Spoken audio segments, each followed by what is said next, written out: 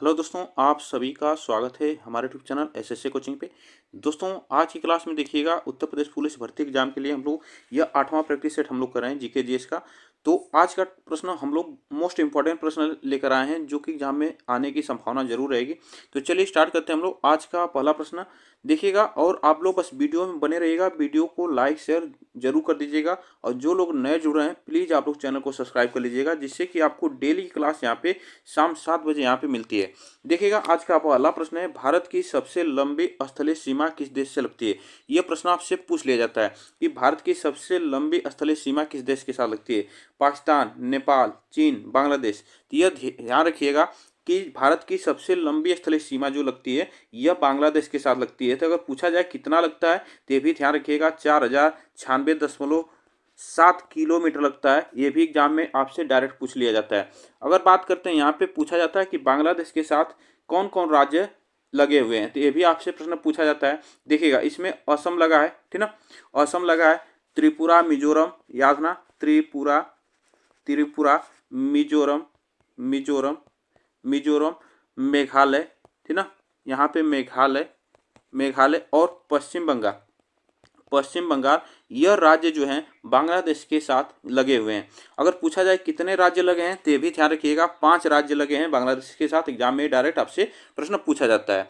उसके बाद ध्यान रखिएगा एक प्रश्न यहाँ से पूछा जाता है कि भारत की सबसे छोटी स्थलीय सीमा किसके साथ लगती है, तो वह ध्यान रखिएगा अफगानिस्तान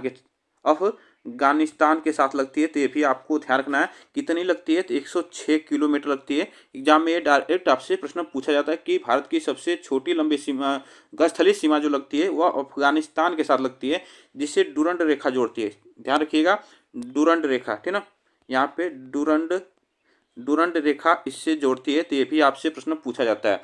एक और प्रश्न यहाँ से पूछा जा सकता है कि भारत की सीमा, ठीक ना, भारत की सीमा जो है ये भी ध्यान रखिएगा, भारत की सीमा अगर बात करते हैं, भारत की सीमा कितने देश के साथ लगती है, ठीक ना, यह कितने देश के साथ लगती है, तो ये एग्जाम में पूछा जाता है। तो 7 देश के साथ लगती है, ये भी आपको ध्यान रखना है। चलिएगा आगे चलते हैं। 1946 में किसे भारतीय संविधान सभा का अंतरिम अध्यक्ष बनाया गया था। तो 1946 में किसे भारतीय संविधान सभा का अंतरिम अध्यक्ष बनाया गया था। सरोजिनी नायडू को, डॉक्टर सच्चिदानंद सिन्हा को, एस सुब्रमण्यम अय्यर को और सचिंद्र नाथ सान्याल को। ये भी आपसे प्रश्न पूछा। देखिएगा अगर बात करते हैं तो पहली बैठक जो हुई थी संविधान सभा की, ठीक ना, देखिएगा अगर बात करते हैं यहाँ से पहली बैठक जो थी संविधान सभा की, यह बैठक हुई थी 9 दिसंबर, ठीक ना, 9 दिसंबर 1946। 9 दिसंबर 1946 में पहली बैठक हुई थी, जिसे अस्थायी अगर पूछा जाता है अस्थायी अध्यक्ष किसे बनाया गया था, तो यह डॉक्टर सच्चिदानंद सिन्हा को बनाया गया था, ठीक ना, डॉक्टर सच्चिदानंद सिन्हा को बनाया गया था। ये भी आपसे प्रश्न पूछा जाता है, तो ये भी एग्जाम में पूछ लिया जाता है। डॉक्टर सच्चिदानंद सिन्हा को बनाया गया था अस्थायी अध्यक्ष, जो कि 9 दिसंबर पहली बैठक में इन्हें बनाया गया था। इसमें जो ऑप्शन होगा हमारा ध्यान रखिएगा, डॉक्टर सच्चिदानंद सिन्हा। वहीं पे आता है हमारा प्रश्न, उसके बाद दूसरी बैठक हुई, ठीक ना, दूसरी बैठक हुई, यह ध्यान रखिएगा दूसरी बैठक हुई थी, यह कब हुई थी, तो 11 दिसंबर, ठीक ना, 11 दिसंबर 1946 को दूसरी बैठक हुई, जिसमें डॉक्टर राजेंद्र प्रसाद को यह अस्थायी अध्यक्ष, एक मिनट, डॉक्टर राजेंद्र प्रसाद को अस्थायी अध्यक्ष चुना गया था, ठीक ना, अस्थायी अध्यक्ष यहीं से बनाया गया था डॉक्टर राजेंद्र प्रसाद को। उसके बाद यहाँ पे देखिएगा, उसके बाद 13 दिसंबर को, ठीक ना, 13 दिसंबर 1946 को जवाहरलाल नेहरू ने इसी बैठक में उद्देश्य प्रस्ताव प्रस्तुत किया था। ये भी एग्जाम में डायरेक्ट आपसे पूछा जाता है। एक बात और यहाँ से ध्यान रखिएगा, अगर पूछा जाता है एग्जाम में कि संविधान सभा की स्थापना कब हुई थी, तो संविधान सभा की स्थापना की बात करते हैं, ठीक ना, संविधान सभा की बात करते हैं, तो यह बैठक हुई थी, कब हुई थी, 6 दिसंबर 1946 को यह बैठक हुई थी। एग्जाम में ये आपसे प्रश्न डायरेक्ट पूछा जाता है। एक बात और यहाँ से प्रश्न पूछा जाएगा, देखिएगा अगर पूछा जाए कि संविधान पर हस्ताक्षर करने वाली पहली महिला, ठीक ना, पहली महिला जो संविधान सभा पर हस्ताक्षर की थी, पहली महिला कौन थी, तो ये भी आपसे प्रश्न पूछा जाता है। तो वह महिला थी बेगम, ठीक ना, बेगम एजाज रसूल थी। यह आपसे प्रश्न पूछा जाता है। पहली महिला अध्यक्ष जो संविधान सभा पर हस्ताक्षर की थी, ये भी इतनी बातें आपको ध्यान रखना है। चलिएगा आगे चलते हैं। भारत में पहला संविधान सभा का चुनाव कब हुआ था? भारत में पहला संविधान सभा का चुनाव कब हुआ था, ये आपसे प्रश्न पूछा जाता है। देखिए अगर बात करते हैं तो भारत में संविधान सभा का चुनाव हुआ था 1946 में, ठीक ना, 1946 में हुआ था। ये डायरेक्ट आपसे प्रश्न पूछा जाता है। बात करते हैं संविधान सभा द्वारा अपना, ये पूछा जाता है कि संविधान सभा अपना संविधान को कब अपनाया गया था, ये प्रश्न पूछा जाता है। संविधान को कब अपनाया गया था, ये प्रश्न पूछ लिया जाता है। तो देखिएगा संविधान को कब अपनाया गया था, ठीक ना, यह आपसे प्रश्न पूछा जाता है। तो संविधान को 26 नवंबर, ठीक ना, 26 नवंबर 1949 को अपनाया गया था। इसे लागू करने की बात करते हैं तो संविधान सभा को लागू कब किया गया था, तो ये भी ध्यान रखिएगा। इसे लागू कब किया गया था, ठीक ना, लागू कब किया गया था, तो यह लागू किया गया था 26 जनवरी, ठीक ना, 26 जनवरी 1950 को लागू किया था। ये भी आपसे प्रश्न पूछा जाता है। तो इसमें जो ऑप्शन से होगा यहाँ पे बी। चलिएगा आगे चलते हैं। संविधान सभा की पहली बैठक कब हुई थी? संविधान सभा की पहली बैठक हम बता चुके हैं अभी की। संविधान सभा की पहली बैठक 9 दिसंबर 1946 को हुई थी। संविधान सभा की पहली बैठक 1946 में हुई थी। ये एग्जाम में पूछा जाता है। अगर पूछा जाए कहाँ पे हुई थी, तो यह दिल्ली में हुई थी, ठीक ना, दिल्ली में हुई थी। यह आपसे प्रश्न पूछ लिया जाता है। चलिएगा आगे चलते हैं। नेक्स्ट बताइएगा यहाँ पे, संविधान सभा के प्रारूप समिति में कितने सदस्य थे? तो संविधान सभा के प्रारूप समिति में कितने सदस्य थे, ये भी आपसे प्रश्न पूछा जाता है। देखिए अगर बात करते हैं प्रारूप समिति, ठीक ना, प्रारूप समिति में 7 सदस्य थे अध्यक्ष को लेकर। इसके अध्यक्ष कौन थे, ठीक ना, अध्यक्ष कौन थे? तो डॉक्टर बी आर अम्बेडकर थे। डॉक्टर बी आर अम्बेडकर थे। ये भी आपसे प्रश्न पूछा जाता है। तो 7 सदस्य थे प्रारूप समिति के। इसी को मसौदा समिति भी कहा जाता है। आगे चलते हैं। नेक्स्ट बताइएगा यहाँ पे, भारतीय संविधान तैयार करने के दौरान 1946 में सभा का संवैधानिक सलाहकार किसे नियुक्त किया गया था? बताइएगा। संविधान सभा का संवैधानिक सलाहकार किसे नियुक्त किया गया था? बी.एन. राव को, गोपाल स्वामी अयंगार को और डॉक्टर बी आर अम्बेडकर को, के.एम. मुंशी को। तो ये भी आपसे प्रश्न पूछा जाता है। तो यह देखिएगा बी.एन. राव को, इनका नाम पूरा पूछा जाता है बेनेगल नरसिंह राव, ये इनका नाम है। इन्हें संवैधानिक सलाहकार के रूप में नियुक्त किया गया था। आगे चलते हैं। देखिएगा भारत के संविधान सभा के मसौदा समिति के अध्यक्ष कौन थे? तो यह हम बता चुके हैं कि जो मसौदा समिति और प्रारूप समिति एक ही है। जिसके अध्यक्ष कौन थे? यह डॉक्टर बी आर अम्बेडकर थे। आगे चलते हैं।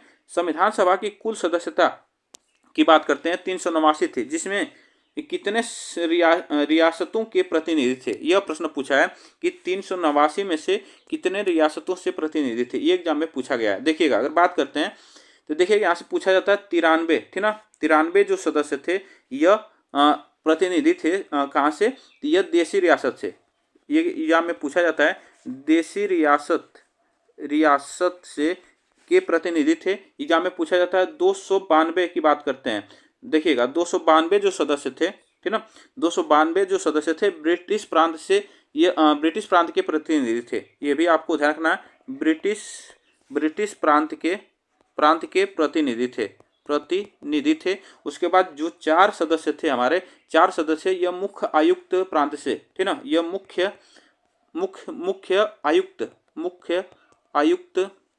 आयुक्त प्रांत से यह प्रतिनिधि थे। अगर इन सभी को जोड़ा जाएगा तो हमारा 389 सदस्य हो जाते हैं। ये एग्जाम में पूछा जाता है। तो इसमें 93 हमारा सही होगा, ऑप्शन डी। चलिएगा आगे चलते हैं। देखिएगा भारत के संविधान को बनाने वाली संविधान सभा में कितनी महिला सदस्य थी? ये भी आपसे प्रश्न पूछा है। देखिएगा 12 महिलाएं थी, 10 महिलाएं थी और 14, 15। तो संविधान सभा को बनाने वाली संविधान सभा में कितनी महिलाएं थी, ये आपसे प्रश्न पूछा है। तो उसमें ध्यान रखिएगा 15 महिलाएं थी, ठीक ना, 15 महिलाएं। नेक्स्ट चलते हैं आगे। देखिएगा भारत की संविधान सभा की सदस्य समिति के अध्यक्ष कौन थे? सदस्य समिति की बात करते हैं। इसके अध्यक्ष पूछा है, तो इसमें बताएगा कौन थे। देखिएगा बात करते हैं। बी पट्टाभी सीतारमैया थे, ए.वी. ठक्कर थे, के.एम. मुंशी थे, जे.बी. कृपलानी थे। देखिएगा यहाँ पे सदस्य समिति की बात करते हैं। सदस्य समिति के अध्यक्ष थे बी पट्टाभी सीतारमैया थे। बी पट्टाभी सीतारमैया जो कि पहले अध्यक्ष थे, ये चुने गए थे। एग्जाम में ये पूछा जाता है। के.एम. मुंशी की बात करते हैं तो ये के.एम. मुंशी जो थे ये कार्य संचालन समिति के, ध्यान रखिएगा, कार्य संचालन समिति के अध्यक्ष थे। के एम मुंशी, ये आपसे प्रश्न पूछा जाता है। जेपी कृपलानी की बात करते हैं तो यह जो जेपी कृपलानी थे, यह मौलिक, ठीक ना, यह अधिकारों के मौलिक अधिकारों के मौलिक अधिकारों के सॉरी मौलिक अधिकारों पर उप समिति के अध्यक्ष थे। ये भी आपसे प्रश्न पूछा जाता है। तो इसमें जो ऑप्शन हमारा से होगा यहाँ पे, ये ऑप्शन से होगा। चलिएगा आगे चलते हैं। खाद्य श्रृंखला में सबसे अधिक उत्पाद कहाँ उपलब्ध होता है? देखिएगा, इसमें से बात करते हैं खाद्य श्रृंखला की।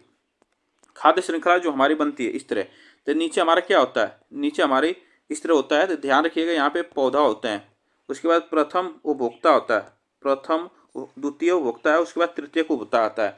तो यहाँ पे जो हमारा पौधा होता है, ध्यान रखिएगा, पौधा जो हमारा उत्पादक होता है, यहाँ पे ऑप्शन सही होगा हमारा। यहाँ पे ध्यान रखिएगा, यहाँ पे ऑप्शन हमारा ये सही होगा। यह उत्पादक हमारा यहाँ पे प्रोड्यूसर जो होता है, यहाँ पे सबसे अधिक ऊर्जा यहाँ पे पाई जाती है, ठीक ना।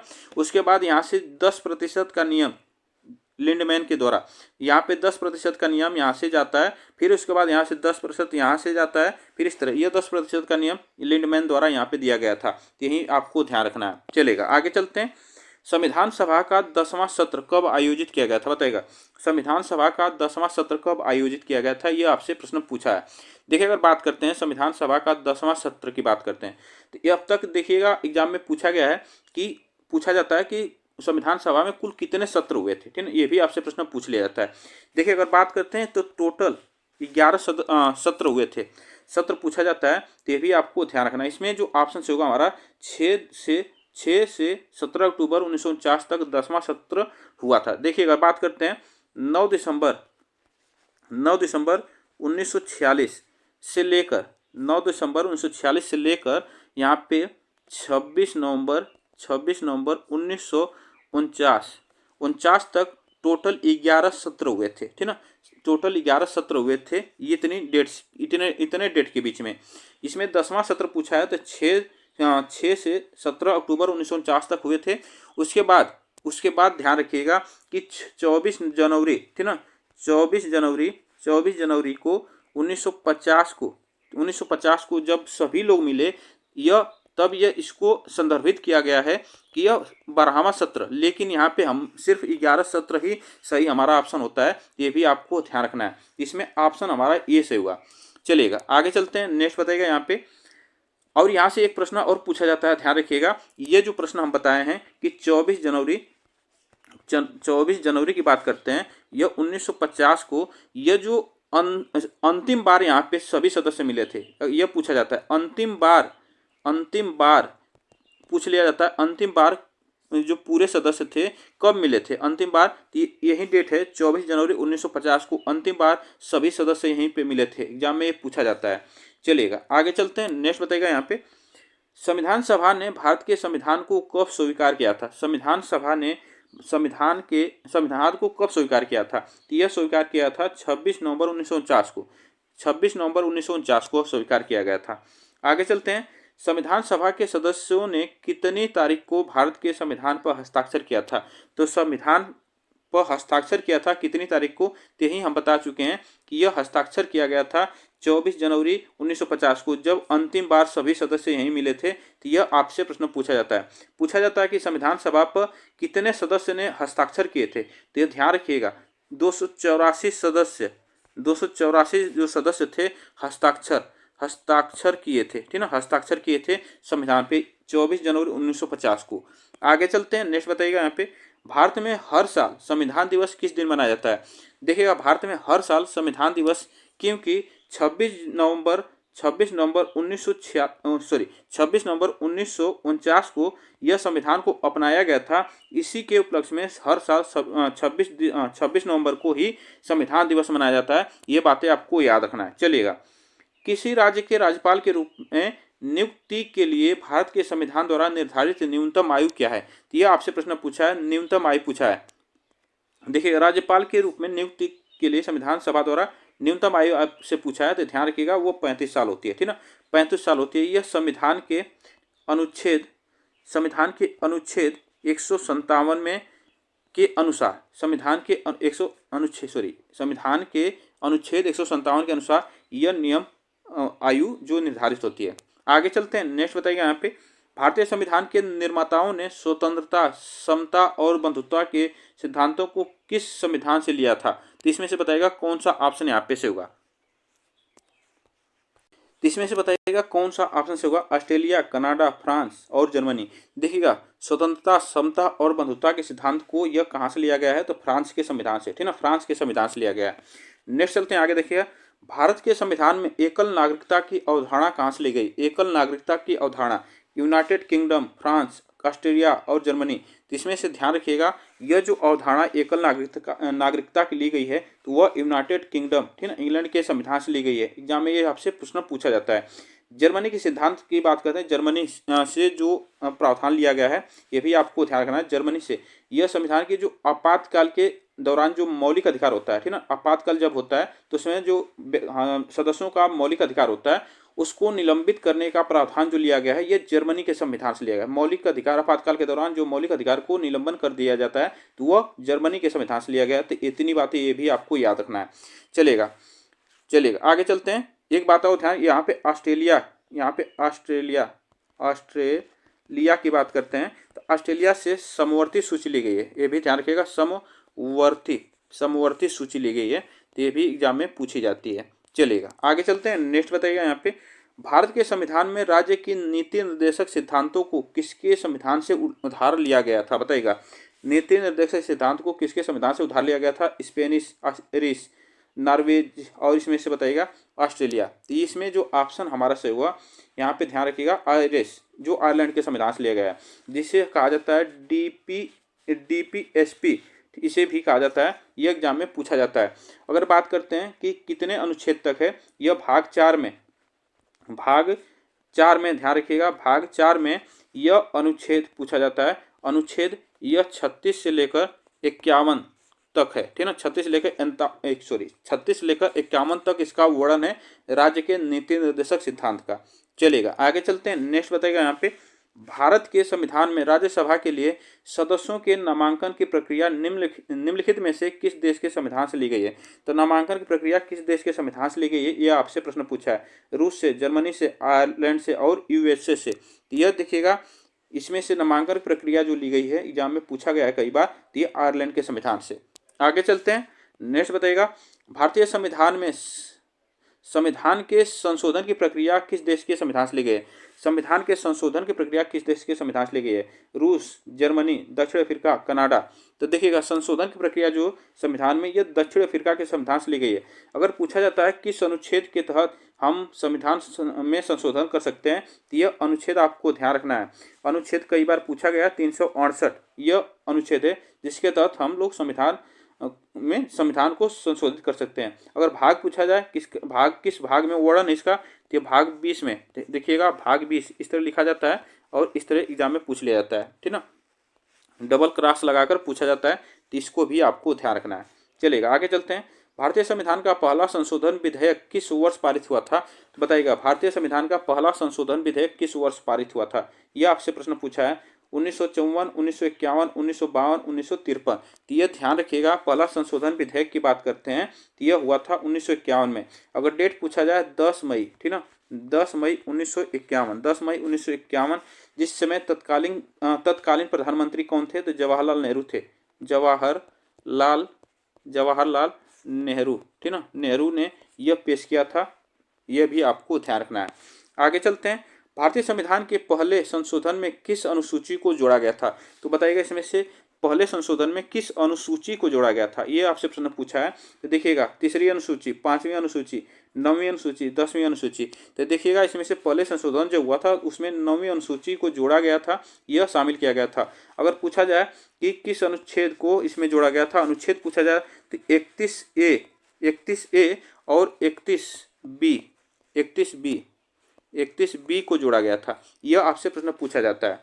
चलेगा आगे चलते हैं, नेक्स्ट बताएगा यहाँ पे, किस संविधान संशोधन अधिनियम द्वारा उच्च न्यायालय के न्यायाधीशों की सेवा मुक्ति की आयु 60 वर्ष से बढ़ाकर 62 वर्ष कर दी गई? तो इसमें से बताएगा किस संशोधन के यहाँ पे किस संशोधन द्वारा यह किया गया था? यह भी आपसे प्रश्न पूछा जाता है, ये भी आप ध्यान रखिएगा। यह 15वां संविधान संशोधन 1963 1963 द्वारा यह किया गया था, 60 वर्ष से बढ़ाकर 62 वर्ष।